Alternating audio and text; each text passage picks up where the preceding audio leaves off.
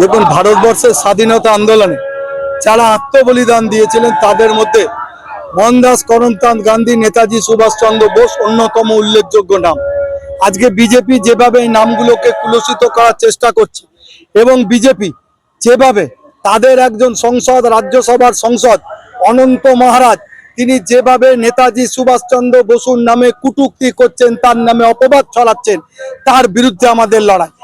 আজকে ডবল ইঞ্জিনের সরকার, একজন রাজ্যসভা সংসদ, তিনি সংসদ চত্বরে দাঁড়িয়ে বাইরে বিভিন্ন জায়গায় তিনি নেতাজি সুভাষচন্দ্র বসুর বিরুদ্ধে কুৎসা করছেন, অথচ কেন্দ্রে এবং রাজ্য সরকার চুপ।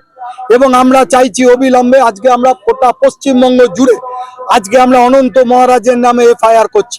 কারণ একজন স্বাধীনতা সংগ্রামী, যিনি পশ্চিমবঙ্গ এবং ভারতবর্ষের মানুষের আত্মার সঙ্গে যার যোগাযোগ, আজকে তার নামে বদনাম করা মানে গোটা পশ্চিমবাংলা, ভারতবর্ষের সাধারণ অপমান। ব্যবস্থা নিয়েছে, বঙ্গবিভূষণ কেড়ে নিয়েছে। দেখুন, একটা পুরস্কার কেড়ে নেওয়াটা শাস্তি নয়।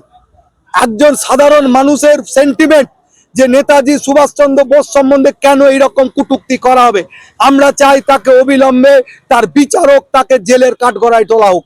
আমরা কোনো পুরস্কার কেড়ে নিয়ে, সান্ত্বনা পুরস্কার নয়, আমরা চাই এফআইআর আমরা আজকে করেছি, আমরা চাই এফআইআর এর বিনিময়ে তার বিরুদ্ধে কেস হোক এবং তাকে গ্রেপ্তার করে আদালতে নিয়ে গিয়ে তাকে কোর্টে নিয়ে গিয়ে জেলে ঢোকানো।